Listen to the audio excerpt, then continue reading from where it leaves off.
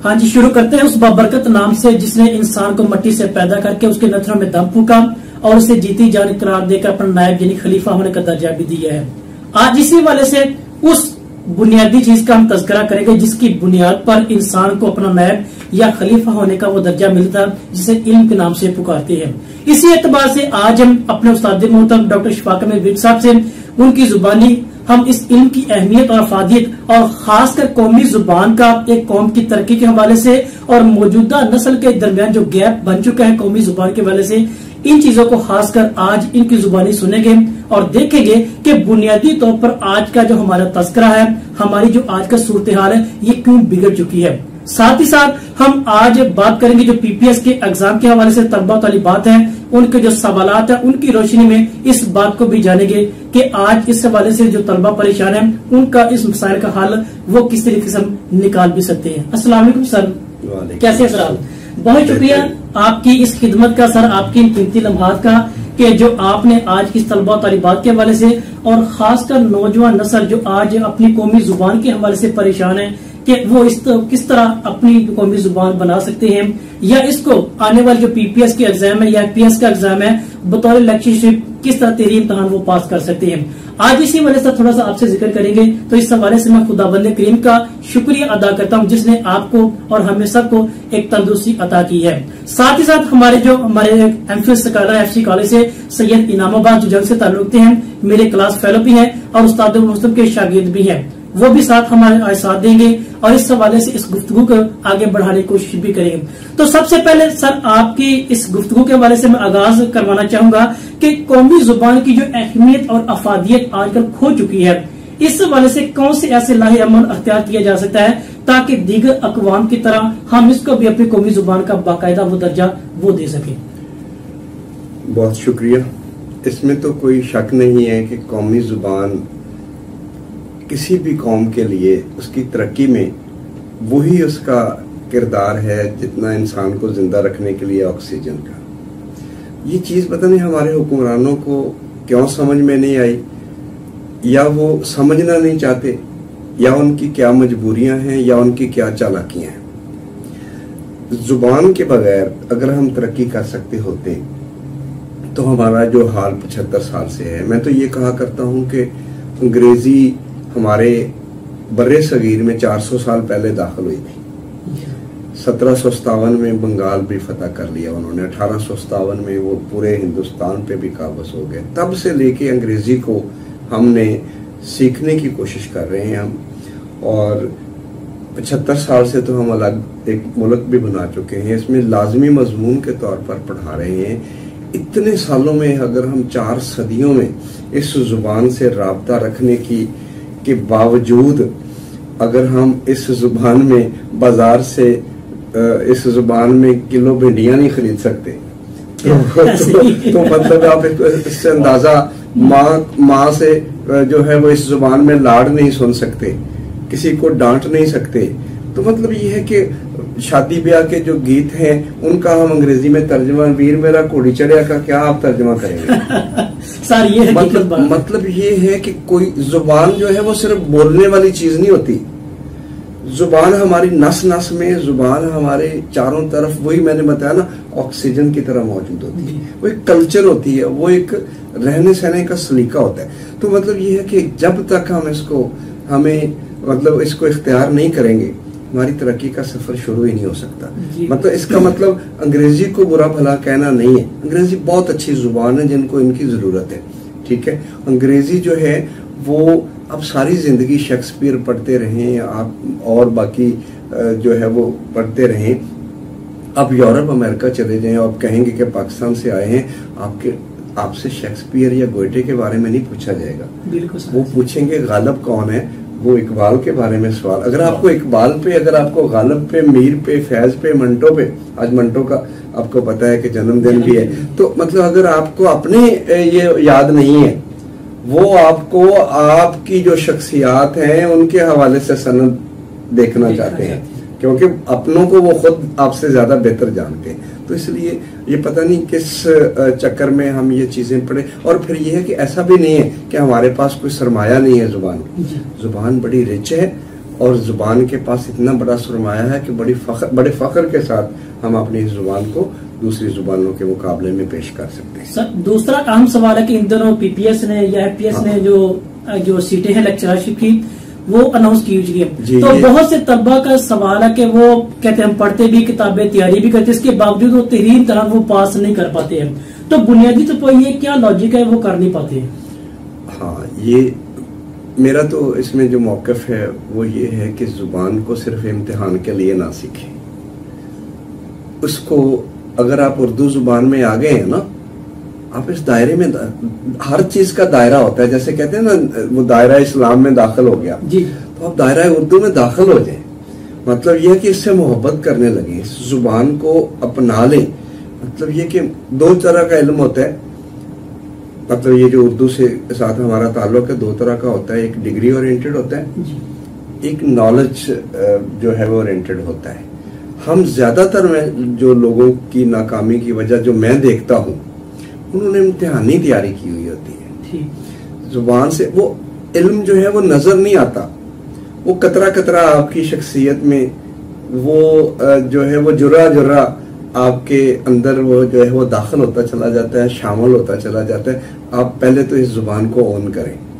मतलब ठीक है, नौकरी मिल जाएगी, वो तो कोई ऐसा मसला नहीं है, वो मिलनी ही मिलनी है। जब आप इस तरफ आए हैं, आज नहीं तो कल, देर है अंधेर नहीं है, मैं इस चीज का कायल हूं, तो वो तो हो जाएगा।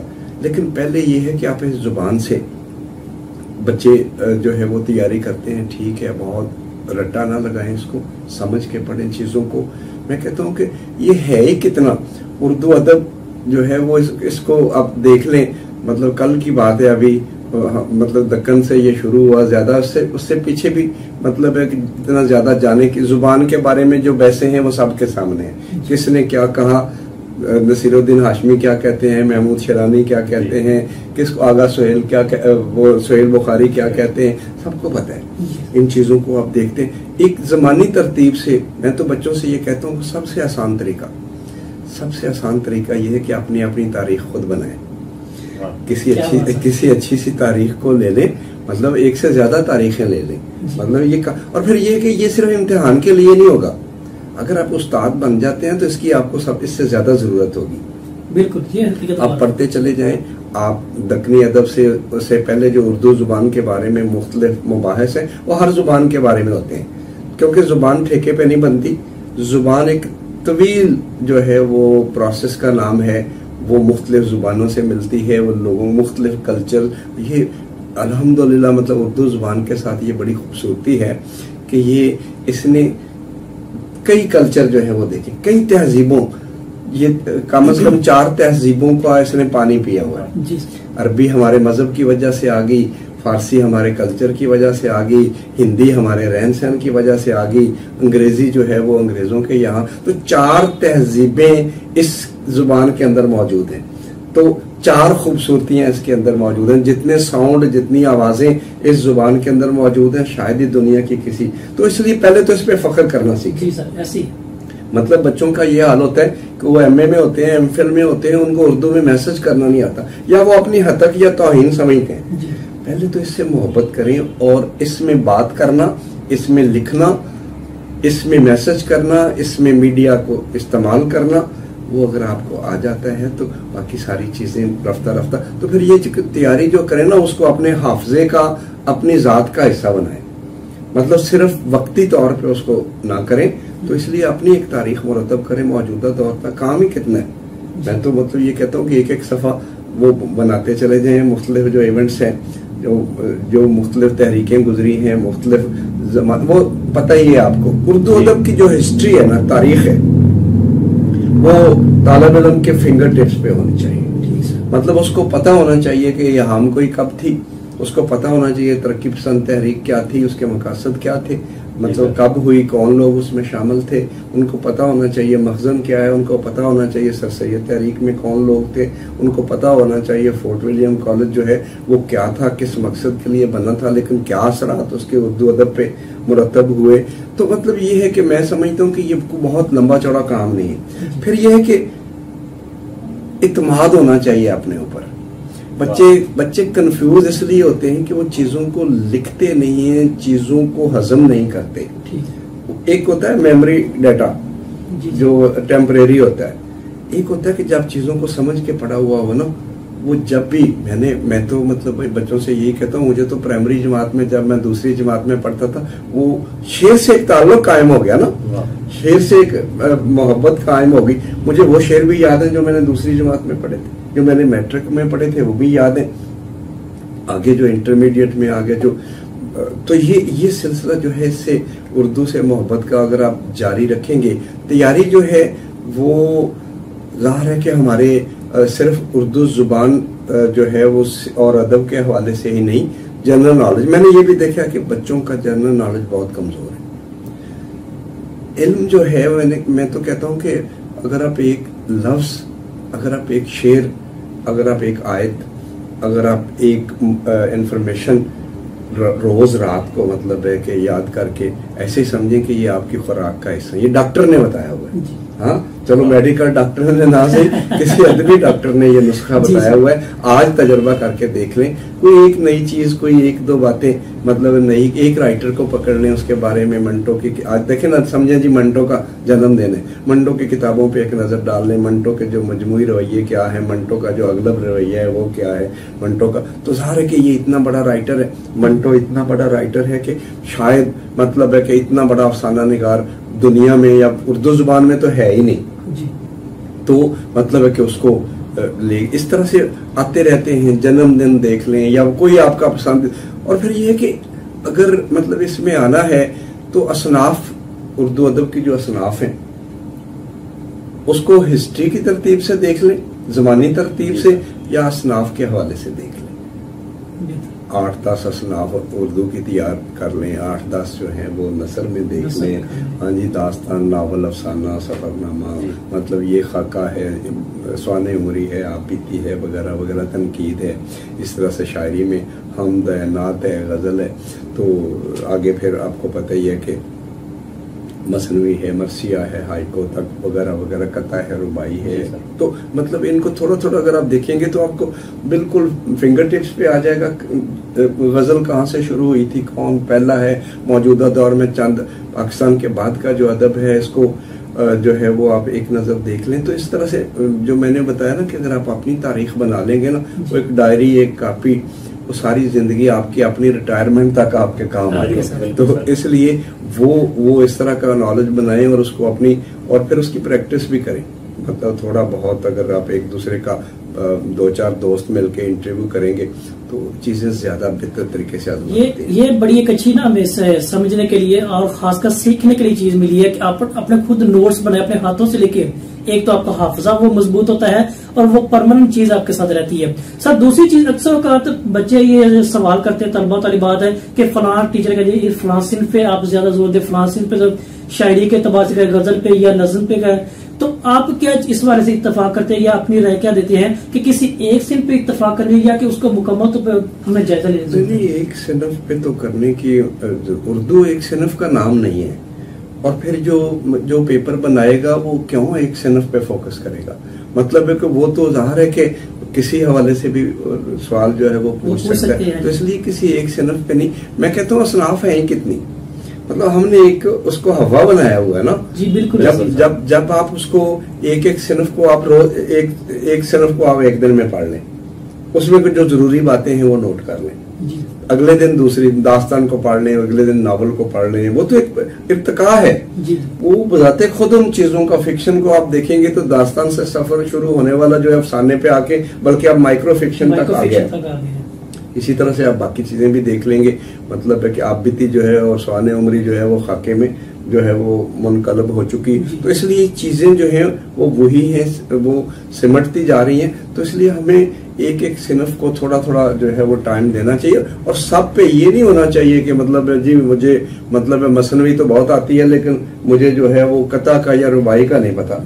ये नहीं मतलब है कि उर्दू अदब के तालिब इल्म को इस तरह का माजरत खाना या रवैया इख्तियार नहीं करना चाहिए, उसको अदब का तालिब इल्म होना चाहिए। ये भी हमने आज एक चीज जानी, क्योंकि अक्सर ये सवालात आते भी है, तलबा तालिबा पूछते भी हैं जी फलां सिंफ के वाले फलां टीचर कहते हैं, तो उस्ताद मोहतरम ने ये भी क्लियर कर दिया कि हमें एक सिंफ पे एतबार नहीं बल्कि हमने सारी को मजमूई तो देखना।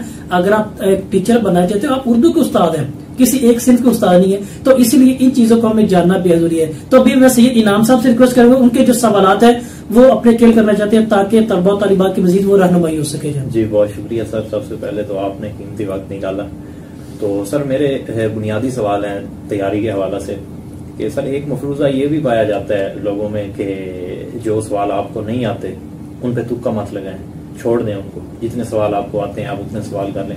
क्या सर तुक्का लगाना चाहिए? और दूसरा सर तुक्का लगाने के लिए किस चीज को मदद, क्योंकि सर लोग कहते हैं कि जो ऑप्शन बी है और सी है इसमें ज्यादातर दुरुस्त जवाब होते हैं, क्या सर ये बात हकीकत है? ये भी अपना वो क्या कहते हैं चूरन बेचने वाली चीज है। तो मतलब ये है कि मतलब बी और सी और डी मतलब ये क्या मतलब ये कोई ऐसा मुस्तकिल तो लाया अमल हो नहीं सकता। किसी जमाने में बी में ज्यादा आगे होंगे, किसी जमाने में ए में ज्यादा जवाब आगे, ये कोई नहीं, ये बिल्कुल ही लायानी किस्म की बात है। दूसरा जहां तक ये है कि और मैं आपको बताऊं कि दुनिया में बहुत बड़ी इजादात और बहुत बड़ी बड़ी थ्योरीज तुक्का लगाने से जो है वो सामने आ गई हैं। तो इसलिए मैं तो तुक्का लगाने से कभी मना नहीं करूंगा कि अगर जो आपको आते हैं, मैं ये कहता हूँ बच्चों से कि अगर वो पेपर हल करने के लिए जाएं तो वो कम से कम ये है कि उनको 3 अटेम्प्ट करें उस पर। पहली अटेम्प्ट में वो एक जो उसको 100% जो आते हैं सवाल उनको करें, जितने भी हैं। मतलब है कि जहां कंफ्यूजन है छोड़ते जाए, मतलब है जहां वो क्लियर है उसको करते जाए। फिर दूसरा राउंड जो है वो उसमें करें कि कुछ चीजें रिकॉल हो जाएंगी, कुछ चीजें जो हैं वो ज्यादा थोड़ा सा और निस्बतन उसको बेहतर उनको कर ले। फिर तीसरे राउंड में मैं कहता हूँ कि सवाल छोड़ना नहीं चाहिए।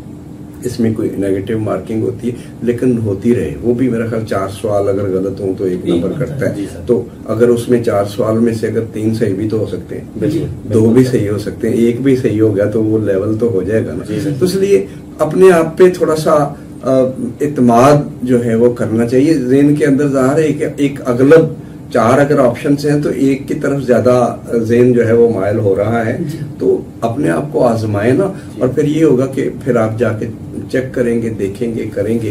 खास तौर पे जो पेपर्स आए हुए होते हैं माजी में उनको भी देख लेना चाहिए। तो ये भी बहुत मुआवन साबित होते हैं इसको हल करने के। सर इसके अलावा गाइड्स के हवाले से सर मेरा एक सवाल है, क्योंकि सर बिल्कुल कलीद उर्दू आपने मुरतब की और वो आपका एक बड़ा हवाला है कलीद उर्दू तैयारी के हवाले से। सर कुछ लोग कहते हैं कि गाइड्स को कर लें क्योंकि वही सवाल रिपीट हो रहे होते हैं, पेपर बनाने वाला नया सवाल नहीं बनाता, उन्हीं गाइड में से उठा के दे देता है। तो क्या सर फोकस गाइड पे करना चाहिए हमारा? पहले भी मैंने कहा है कि गाइड तो एक तरह की आपको रास्ता दिखाने का, ये अब आपने मैं खुद इस्ताई वाली बात आ जाती है। तालिब इल्म है, मैं 33 साल से पढ़ा रहा हूँ, तो ये लिखने का मैं गाइडें मतलब ज़ाहिर है कि वो मेरा हवाला या तारफ नहीं है। मकसद ये था कि जब बच्चे पढ़ के आ जाते हैं और वो नौकरी की तरफ या लेक्चरशिप की तरफ जाना चाहते हैं तो वो आते थे, हम उन्हें कहते थे कि बाजार से कोई गाइड बुक ले लें। वो जब बच्चा जरा थोड़ा सा पढ़ा लिखा होता था वो बाजारी जो किताबें हैं वो बाजारी किताबें होती थी और उनमें जो इंफॉर्मेशन की प्रूफ की इतनी अगलात होती थी कि वो बच्चे आके फिर हमें दिखाते थे कि ये देखें जी ये है, ये है, ये है।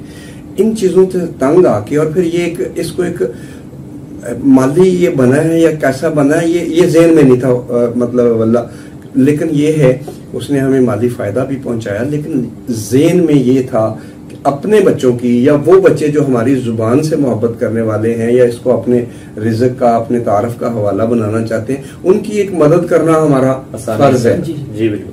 तो उसको ज़हन में रखते हुए 3 प्रोफेसरों को हमने मतलब मैंने अपने दोस्तों के साथ बात की और हमने काफ़ी टाइम उस पर लगा के, और फिर ये सिर्फ टाइम नहीं उस पे मतलब अगरचे बाज लोग इसको दूसरे दर्जे का काम समझते रहे, मतलब बाज तो नेकी को भी दूसरे दर्जे का काम समझते हैं, तो हमने ये यकीनन ये एक नेकी समझ के ये किया था। और हर बार हमें कोई कोई तालिब इल्म भी बता देता है कि इसमें फलां सवाल जो है उसमें कोई प्रूफ की या कंटेंट्स की गलती है, तो हम उसको कंफर्म रिसर्च करके अगर वो वाकई सही है तो उसको दुरुस्त करने की फिर बच्चों तक। पर्चे तो किसी के पास होते ही नहीं थे, हमने ये भी तरद्दुद किया कि बच्चों को ये दिखाएं कि माजी में जो पर्चे होते हैं, तो इसलिए गाइड बुक को देखना जरूर चाहिए, मतलब है उसको।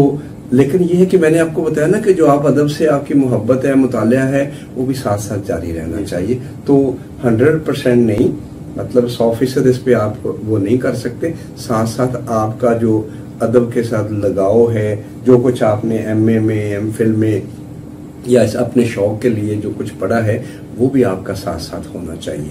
तो इसलिए सवाल तो कोई पाबंदी नहीं है बनाने वाले पे। तो आमतौर पे मुम्तहिन जो है वो गाइडों से ले लेते हैं, लेकिन वो बाहर से भी लेगा तो अदब से लेगा ना। तो मैं कहता हूँ आप अदब से मोहब्बत कीजिए, गाइड बुक को एक रहनुमाई के तौर पे। सर इसमें हमारा आखिरी आज का सवाल है कि क्योंकि सर अप्लाई अब शुरू हो गया, 25 तारीख लास्ट है, तो वक्त सर 3 माह ज्यादा से ज्यादा मिल जाएंगे, 3.5 माह मिल जाएंगे सर, उसमें किस सीक्वेंस के साथ तैयारी करनी चाहिए कि कम वक्त में ज्यादा बेहतर अंदाज से तैयारी की जा सके? क्या चीजों को सर डीपली जाके देखना चाहिए या जो अहम चीजें हैं उन्हें साथ लेके चलना चाहिए, जिसमें आपका रिटर्न भी क्लियर हो सके और साथ इंटरव्यू में भी आपकी मदद हो सके? मैंने तो जो भी आप शुरू में आपको तरीका बताया है वो तो 1 महीने में हो सकती है, 3 महीने तो बहुत ज्यादा होते हैं। तो मैंने जो आपको बताया कि आप एक अपनी एक किताब लिखें, जी जी, अपनी एक मालूमात जो है वो जो आपको समझ में आए। ये मैंने भी ऐसे किया था, मतलब है कि जब हमने ये, हालांकि हमारे ज़माने में इस तरह का कोई शदीद किस्म का वो इम्तिहान नहीं होता था और हमें कोई इस तरह से तैयारी के लिए कोई ऐसी टिप्स भी कोई नहीं होती थी। हमने लिटरेचर पढ़ा हुआ था, बस ये मतलब हमें एतमाद था कि हमने लिटरेचर पढ़ा हुआ है। आज बदकिस्मती ये है, मैंने लिखा भी अभी परसों तरसों मेरा कॉलम भी था कि तहकीक को तख्लीक की बद्दुआ लगी हुई है। जी जी, हम तख्लीक से दूर हो गए हैं, हमने नई नई थ्योरीज मुतारफ करवा दी हैं, हमने बच्चों को किसी और पटड़ी पे डाल दिया है, लिटरेचर पढ़ना नहीं सिखाया। अदब के तालिब इल्म का मैं आज भी आपके भी इस फोरम पे कहना चाहूंगा, अदब का तालिब इल्म का सबसे बड़ा हवाला ये है कि उसने अच्छी किताबें कितनी पढ़ी हुई हैं। और अगर आप कहते हैं असनाफ वाइज भी, मतलब जितने बड़े आप देख लीजिए, आज भी हम जितने बड़े बड़े राइटर हैं, मुख्तार मसूद को, मुश्ताक अहमद यूसुफी को, जितने आप देखेंगे उनकी तहरीरें पढ़ के देखिए, मौलाना आज़ाद के अब हयात को पढ़ के देखिए, उनका जो अदब से ताल्लुक है, उन्होंने अदब को जुज़ियात के साथ पढ़ा हुआ है। मतलब आज अगर आप, मतलब है कि कितने लोग हैं, मैं असातिज़ा को भी आप देख लीजिए, कितने लोग हैं जिन्होंने फसाना आज़ाद को हाथ भी लगा के देखा है। आपको 90% ऐसे लोग मिल जाएंगे जिन्होंने बागो बहार तक नहीं पढ़ी। बिल्कुल ये तो वो जो इक्तबास जो सिलेबस में शामिल था वो पढ़ा हुआ है। तो इसलिए क्लासिक के साथ राब्ता कायम करें, अदब के साथ मोहब्बत करें, बाकी चीजें कुदरती तौर पे मतलब है उनको जांचने की जरूरत ही नहीं पड़ेगी। आप इस काबिल हो जाएंगे कि ये इम्तिहान जो है वो आपके झंग से हैं। तो मैं आपको वो उस्ताद दामन का एक शेर भी सुना देता हूँ। वो कहते हैं, रांझा तख्त हजारियों टुरे तो सही। क्या बात है। हाँ, रांझा तख्त हजारियों टुरे तो सही, पैरा हेठ से आलां दा झंग होता है। मतलब जब आप किसी सफर का आगाज करते हैं, उसके लिए तहिया करते हैं, तो ये तो टेस्ट तो एक मामूली सी बात है। और टेस्ट के लिए सिर्फ ना पढ़े, अदब से मोहब्बत के लिए पढ़े। बहुत शुक्रिया सर। आज ये तो बात हमें क्लियर हो चुकी है कि सिर्फ किताबी कीड़ा या रट्टा बनने के बजाय अदब से मोहब्बत के, वही अदब आपके साथ अदब करके आपको आला बुलंदियों पर पहुंचाएगा। यानी ये चीज हमारे साथ वो जो तलबा तालिबात इस बात के मफरूजे कायम करते हैं कि हमें फलां किताब से, फलां गाइड से फलां रट्टा लगाए या फलां MCQ उसको एक्सेप्ट करना चाहिए, तो ये उस्ताद मोहतरम की जुबान से आज ये बात वाज़ेह हो चुकी है कि बजाय इसके उन चीजों पर हम अपने कीमती वक्त जाया करें, बल्कि अपने हाथों से खुद नोट्स बनाएं, ताकि वो हमारे इसमें भी, बल्कि आने वाले अय्याम में भी वो कामयाबी कामरानी का वो वसीला बन सके। बहुत शुक्रिया सर आपकी इस मोहब्बत और चाहत और आपकी कीमती लम्हात और रहनुमाई का, ताकि इसके जरिए मैं और आप भी, बल्कि मेरा दोस्त और दीगर दोस्त अहबाब तलबा तालिबात भी इसके वसीले से जो उनका मिशन है कामयाबी के तबाह से, वो भी पाए तक मिलता पहुंच गए। सर आपका बहुत शुक्रिया। आप लोगों का भी बहुत शुक्रिया।